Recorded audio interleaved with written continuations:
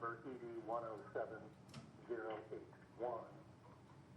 Both parties have announced they wish to request the full time for argument.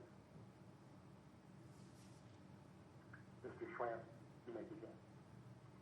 Yes, my name is Daniel Schramm. I'm the attorney for the appellant James Townsend Osher. For convenience, I'll call the parties Osher and LCRA. We've raised 8 different points of error. With my limited time, I may not get to all 8 points, but I would not be waiving anything if I don't get to one or two. I do wish to emphasize, though, at least 3 key issues. First, the presiding judge in the trial court erred in allowing the trial court to retain control over the jury trial in this case in violation of Local Rule 66.31. The second major issue is that the trial court erred in not granting Osher's timely application for a change of judge, which was filed within 30 days after the presiding judge crystallized by court order that it intended for Division 2 to retain control over the case in violation of the local rule. And third, that the trial court abused its discretion allowing LCRA to inject into the trial the false issue of whether Paul McKee and his company, NSR, engaged in a fraudulent scheme to use tax credits for the Buster Brown building or any other property. The issue here was just compensation and not some sort of character assassination over an alleged fraudulent tax credit scheme. On the first point, the trial court retained control of the jury trial in this case in violation of Local Rule 66.31. The mandatory language of that rule compelled the transfer of the case to Division 1 for assignment to a general civil division for jury trial. And the LCRA is wrong in arguing that this court could just defer to the circuit court's interpretation of its own rules. This court reviews de novo. Mr. Schramm?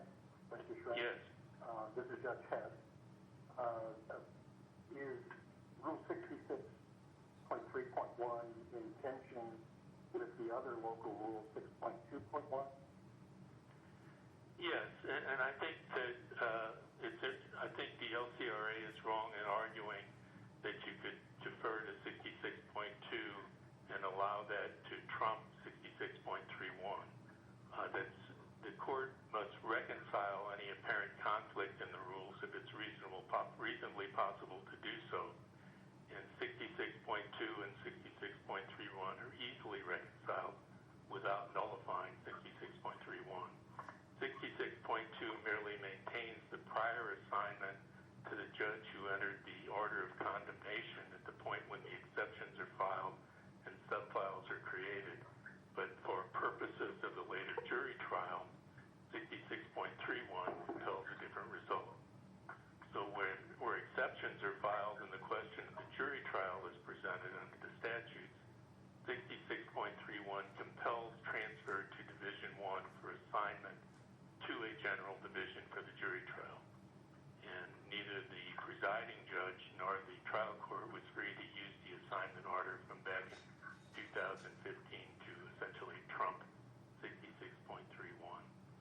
So and I think it's important to say that the appellate courts will review this issue de novo, and appellate courts will enforce local rules. 478.240 prevents the presiding judge from making an assignment of the case contrary to the provisions of the local rules. So the presiding judge could not just assign. Excuse me? I wasn't referring to 66.2.1. I was referring to 6.2.1, which allows a presiding judge to assign extraordinary cases to a specific division for trial. Well, I don't think that I think because of that section 478.240, it really prevents the presiding judge from making the assignment contrary to the local rule, and the applicable local rule is 66.31. There's nothing extraordinary here that would justify a deviation from that rule. And I don't think the presiding judge could just for all further proceedings when the use of that assignment for the jury trial violated 66.31. Now, the next point is that the trial court erred in refusing to grant Osher's application for a change of judge. The right to disqualify a judge is one of the keystones of our administrative edifice, and our courts adhere to the rule of liberal construction in favor of the right to disqualify, and that's a direct quote from the Supreme Court in State Ex Rel. Stubblefield versus Bader. LCRA is ignoring the liberal construction in favor of the right to disqualify. Instead, LCRA tries to prematurely cut off Osher's right to apply for the change of judge. They admit that 5105B allows application within 60 days of service of process or 30 days from the designation of the trial judge, whichever is longer. Yet, LCRA I'm sorry, Counselor, this is Judge Page. But the trial judge was designated. He was designated by a special order of the presiding judge from that circuit, and so whenever there was service obtained, you knew he was going to be the trial judge pursuant to that order, or your client did, my apologies. So why didn't we just follow the disqualification then?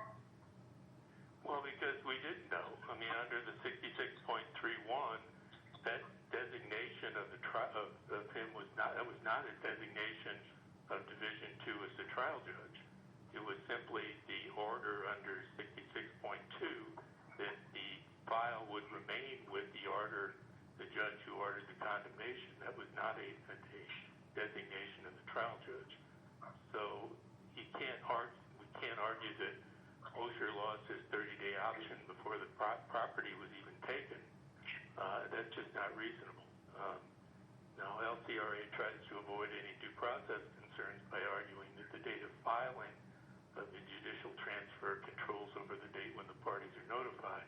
Well, that's fair enough, but if the circuit court had complied with Local Rule 66.31, no judicial transfer to a trial judge would have been filed until much later. And we made a good effort to obtain compliance with the rule. There's a court memorandum showing the preliminary denial of the request for pre-assignment to a trial judge, but granting Osher's request for clarification of Local Rule 66.2 and 66.3 with Division I. Relying on 66.3, Osher then formally requested Division I to order the exception files to be transferred from Division II and assigned to a trial judge. But then on January 9th, 2017, the presiding judge issued his order denying that request for the stated reason the exceptions file had previously been assigned to Judge Dowd back in 2015. So it was really only then when the presiding judge crystallized his decision not to surrender the prior assignment to Division II for purposes of the jury trial. And we filed a timely application for change of judge within 30 days. So for condemnation cases... Mr. Schramm, would you agree that your argument in point 2 is contingent upon succeeding in your argument on point 1? I don't know that it necessarily is dependent on that, because it's only at the point where... If the assignment on December 30th, 2016 was in fact the assignment for this purpose, for all purposes, you had 60 days under the Supreme Court rule from the date of service, March 18th and 15th. But I think that the problem was that the fundamental flaw in that is that was not an assignment to the trial judge. That was simply an assignment to, consistent with 66.2, that the subfile for the exceptions case would remain with Judge Dowd. But that's not. But the rule specifically says that it's a different matter when it comes to a jury trial under the statute. So there'd been no actual designation of a trial judge until January 9th of 2017, when Judge Mullen finally entered his order saying, no, I'm not going to send it back out to a general division. I'm going to keep it with Judge Dowd based on that earlier assignment. That argument is predicated upon whether the assignment in December of 15 was under 66.2 or 60.2. And I don't believe that there's a real a legitimate basis for saying that that's an assignment to the trial judge. It's just because you say for all purposes, and there's a rule that specifically says when there's going to be a jury trial, it's going to go back to Division 1 for reassignment. And so I understand what you're saying, but I still think that both on 1 and 2 we are in solid ground. In point 2, we're talking a lot about Rule 51.05. Subsection D of that rule talks about the class of defendants in condemnation cases having, with multiple defendants, having the ability to have their own separate change of judge motion. Is that in any way in play here? There doesn't seem to be in the record, and LCRA says in its brief, that your client was the only property owner that took his damages claim to trial. So is there any other defendant in this condemnation case that had previously requested a change of judge? I'm just trying to rule out 5105D as a complicating factor in the analysis of this case. Well, I think it is a complicating factor because, there are clearly multiple defendants, whether or not others filed exceptions or not for a jury trial. I think that the rule itself says that there should be a separate trial for damages, and that's a separate case for purposes of change of judge, which falls in line with our argument that the trial court really disregarded this rule for change of judge purposes. Sub D doesn't change, Sub D doesn't comment on, nor does it change the guideposts the Supreme Court put out in Sub D, which is 60 days from service of process, or 30 days from the designation of the trial judge.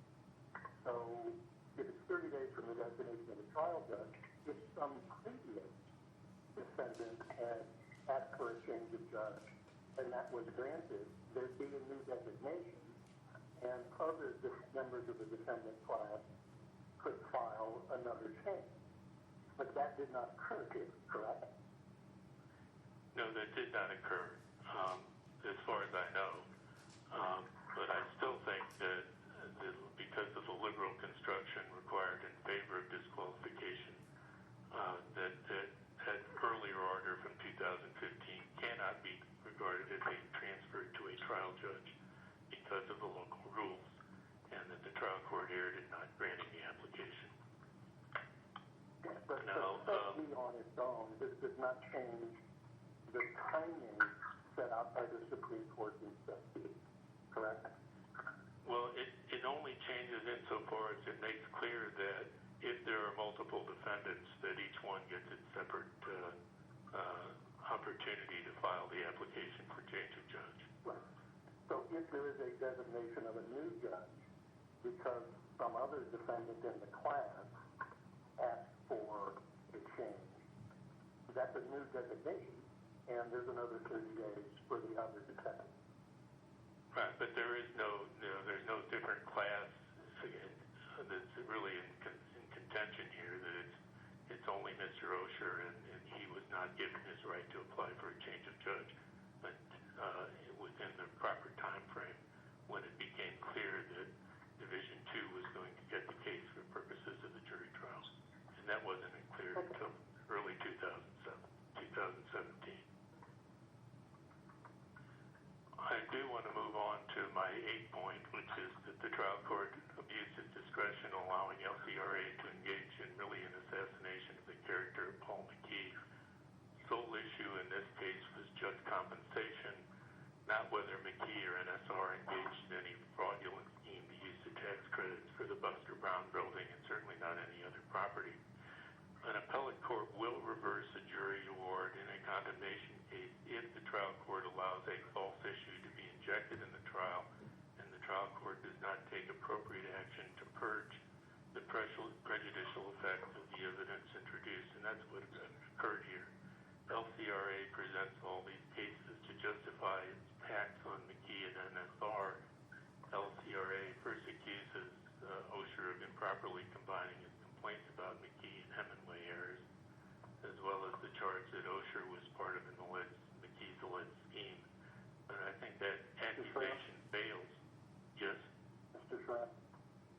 failed to give you a 2-minute warning, so I'm going to give you another 2 minutes, which starts right now. All right, thank you, Judge. The accusation fails because OSHA's contentions all relate to the same question of whether the trial court improperly allowed evidence of a false issue over the McKee tax credit fraud scheme. Now, LCRA next accuses OSHA of not preserving the point because of his post-trial motion doesn't use the word cross-examination, but we fully preserve the objections to the tax credit fraud issues in paragraphs 12, 13, and 14 of the post-trial motion, and I direct the court to that. This is not a case where the... Yes. Mr. Schramm, your client called Mr. McKee, and both your client and Mr. McKee testified as to the nature of their contractual arrangement.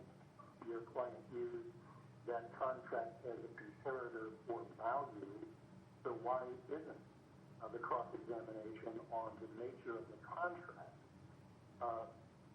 relevant and probative evidence with regard to value? I think you could argue that it was necessary because the expert considered the 2011 sale, and I'll agree that there, you might have some argument on a comparable sale justification, but I think that did not give, and we needed to put that on McKee's evidence in order to support the Spence opinion to allow that to be considered. But I think the question is that really didn't give LCRA license to turn the just compensation case into a trial over the tax credits. The evidence is legally relevant only with it. The ability to make it a trial over whether the contract, that comparable contract, was in fact a valid measure of value. And I would concur with that, except it doesn't give you license to say you still have to evaluate whether its probative value outweighs its prejudicial effect on legal relevance. And so the trial court here, we believe, abused its discretion in not considering the prejudicial effect of LCRA's effort to build its tangential theory of tax credit fraud. And that even if you could say you could use that evidence to attack the comparable sale in 2001, that certainly didn't give LCRA license to charge McKee with fraud over other property like Pearsall Cave Magazine or Friedman. And we don't believe that. Your time is concluded. Excuse me? Mr. Carmody? Your time is concluded, Mr. Schramm. Mr. Carmody. Thank you, Judge. And good morning, judges. Just a little more background before I launch into a response to Mr. Schramm's argument and some of the questions the court asked him. Mr. Osher's property was one of 551 parcels of land the city needed to acquire in order to have a chance to get the $1.75 billion NGA, National Geospatial Intelligence Agency, regional headquarters project. It was a huge project and continues to be a huge project for the benefit not just of North St. Louis, but for the St. Louis region generally. Mr. Osher knew this was coming, owned a warehouse at the corner of Jefferson and Cass in a mostly vacant, dilapidated area of North St. Louis. He had paid $200,000 for the building, and the seller of that building said that the building was in much worse shape at the time that he saw it at trial than it had been when he sold it for $200,000 to Mr. Osher. Mr. Osher set about on a fairly elaborate scheme to be able to get millions and millions of dollars from the city for that dilapidated warehouse. In fact, included in the scheme were the false contract with Mr. McKee, the federal lawsuit that he filed to try to delay and use the leverage of time in order to exact more money from the city, and went about this in a whole series that I think the court is familiar with just from the process of this appeal. The fact of the matter is he came and said, I want $5.5 million for that building, and he admitted during the course of the trial that he originally had asked for $12 million for that building. Well, after an 8-day trial, during which most of the evidence came from Mr. Osher and his answers to questions, after an 8-day trial, the jury deliberated for 25 minutes and then rendered a verdict for the exact amount LCRA had offered for the property at trial, $573,000. He now asks Mr. Carmody, Yes. Mr. Carmody, Judge Odenwald here. Okay, let's just take all those facts as true. Let's assume everything is true. I'd like you to address, the very first point. I mean, should there have been a trial? Should there have been a change of judge? Should the trial have been in front of Judge Dowd? The appellant brings up some issues here. So, obviously, even if you take everything you say is true, that doesn't negate the requirement to follow the rules. So, explain to me why it was proper to proceed with the trial in front of Judge Dowd. Understood, Judge Odenwald. I was just moving to that. Let me talk about the efforts on the new trial judge and specifically the timeline. This case was filed in December of 2015. Judge Dowd was in Division II and Equity Division, and all the parcels that were then involved were assigned to Judge Dowd. Ultimately, there were 46 parcels of property involved, and to answer Judge Hess's question of earlier, the fact of the matter is there is no other parcel, no other defendant in that action with all those 46 parcels who applied for a change of judge, sought an automatic change, or ultimately, after exceptions were filed, sought a change of judge from Judge Dowd. He handled all of this from start to finish. So case filed in December of 2015, Judge Dowd was set to leave the Equity Division, as the court understands, I'm sure, at the end of the year and move to a civil division. And then Judge Hettenbach, in December of 2015, entered an order saying that a certain number of cases that were identified in that order would be assigned for all further proceedings to Judge Dowd. This was one of those cases. And the argument now being all further proceedings doesn't really mean all further proceedings. What all further proceedings really means is just a hearing on the right to condemn. If there was any limitation on anything that the court would do with respect to any condemnation action arising out of that trial, the court could have simply said, for the condemnation hearing itself, for the commissioner's award itself. But instead, the court said for all further proceedings. Multiple judges, including this court on prohibition, concluded that obviously that language means exactly what it says, and Rule 6.2.1 allows for the presiding judge to do what the presiding judge does every year in the city of St. Louis with the central docketing system, and allows a judge who's sitting in equity or another division who may have partially heard a case, who may have had it just the way Judge Dowd had this case. You keep the case. This is a critical case, and in my view, without question, an extraordinary case. That says, the Rule 6.2.1, the presiding judge may assign extraordinary cases requiring individual attention to general divisions for trial setting, pretrial motions, and trial. All 46 parcels in this case represented something extraordinary, and Judge Dowd stuck with that throughout. March 18th, Jim Osher is joined as a defendant in the action. The order of December 2015 was in the court file, readily available, when Jim Osher was served and joined in March, and therefore, pursuant to Rule 5105, he needed to file a motion for, not a motion, but an application for change of judge by May of 2016. He did not do that. They entered their appearance, notwithstanding the special order in the file for all further proceedings, and began requesting things of Judge Dowd, requesting the Commissioner's Award the Commissioner's hearing be continued, the Commissioner's Award be set aside. They went on and on, applied for writs of prohibition on the theory that it should have been set aside. So it's not until November of 2016 when Mr. Osher launched his multiple efforts to get rid of Judge Dowd. a change of judge. Didn't do it that way. He basically said, well, the rule says it should go back to Division 1. Then they asked Judge Mullen to clarify. And then after that, only after that, in 2017, do we see Osher saying, okay, now that Judge Mullen has clarified what the position of the court is, I will now start my time running. That's simply not how it works.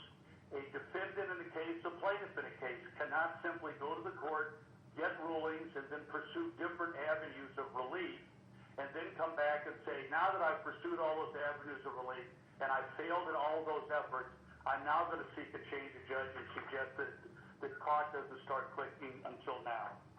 So the point of the matter is, judges, I think, I'm sorry. I just want to ask you the same question that I asked Mr. Schramm. Is 5105 of the at all in play here? Had any other member of the class of defendants requested a change of judge such that the designation time period stated in sub B would restart? No, Judge. There's nobody else that had applied for a change of judge.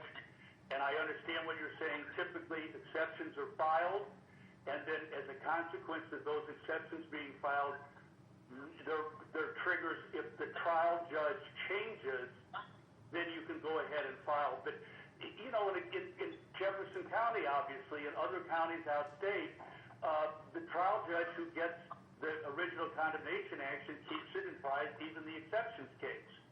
So that B section would not be triggered here because there had been no prior request for change of judge. And frankly, Osher was joined to be... Mr. Carmody, that statement, no other defendant had requested a change of judge, is that something we can find in the record before? Yes. You can find that in the minutes of the proceedings that there is no document pursuant to 5105 requesting a change of judge. So it's actually, okay. Judge, I think it would be the absence of that request that's in the record. Thank you. You're welcome.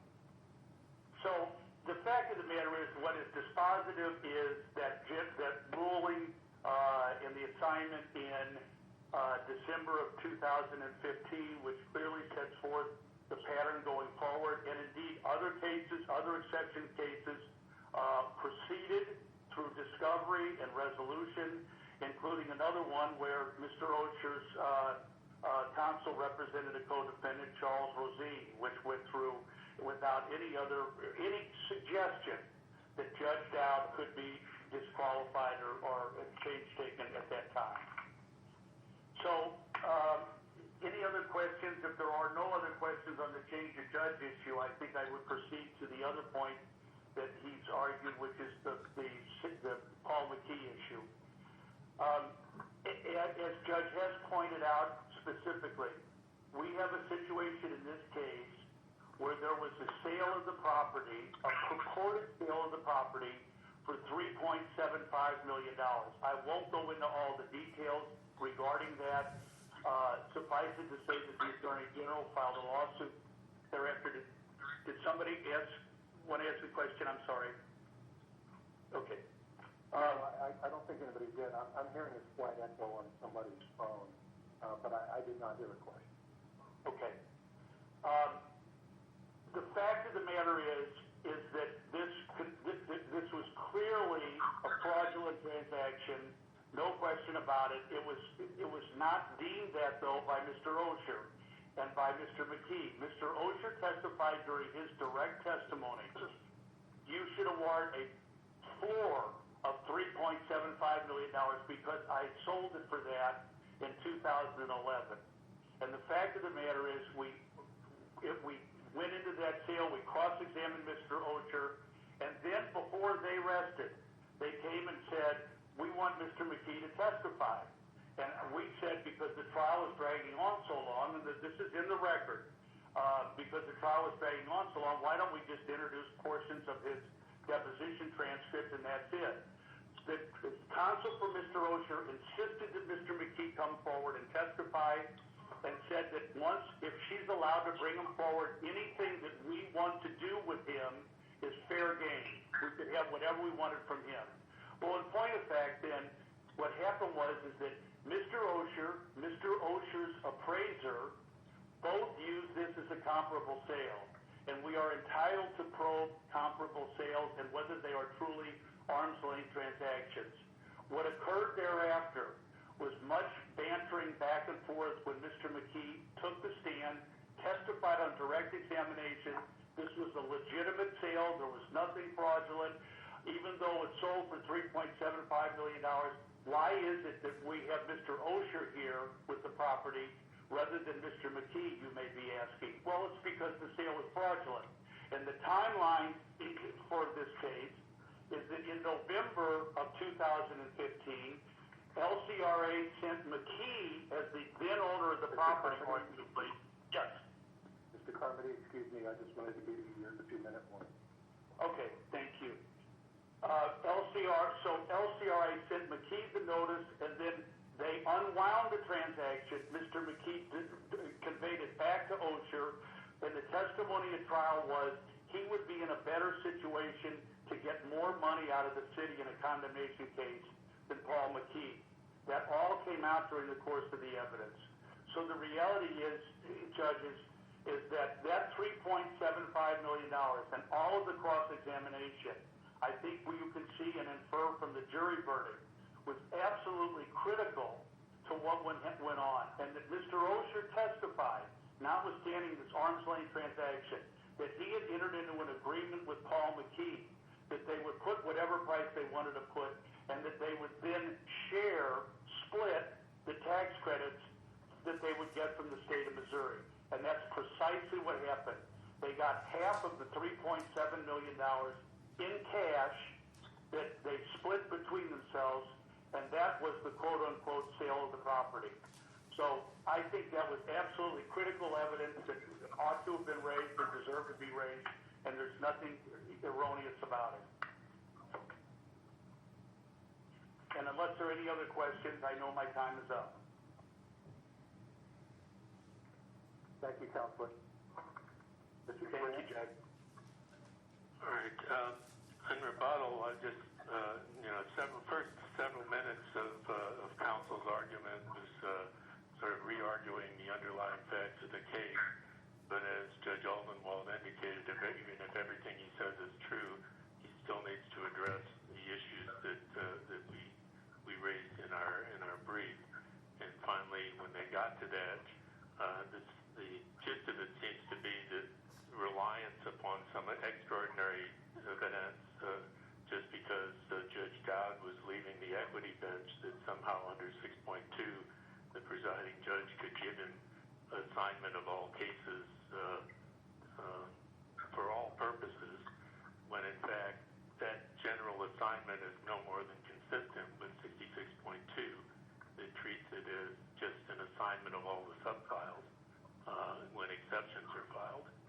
There's nothing in that says that that's for purposes of trial and that's nullifying Rule 66.3, and we continue to stand by our argument that 66.3.1 is still a rule and could not be completely ignored, and that's why we treated it as a proper basis for applying for the change of judge when Judge Mullen crystallized by court order that he was not going to send it back for assignment to a general division.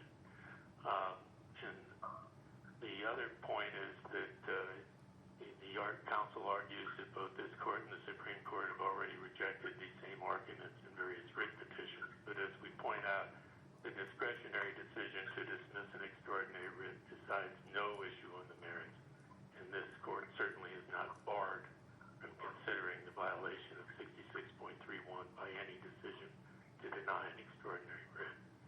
And I know... Mr. Schramm, you have 1 minute left. All right.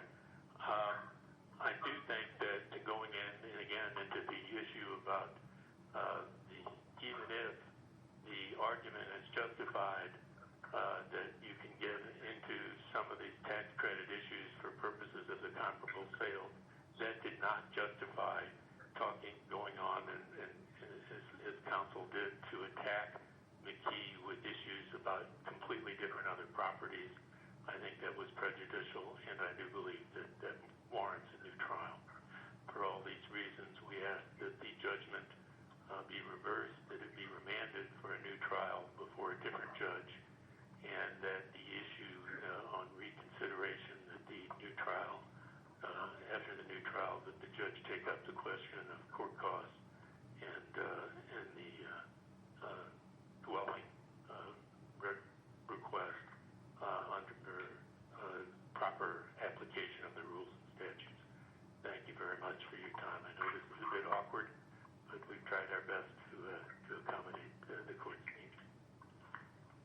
I would like to thank both parties as well. Obviously, in these trying times, such an unusual event is the best interest of your safety as well as ours. The case to be taken under submission, and the call at this point is concluded. Thank you both. Thank you, judges.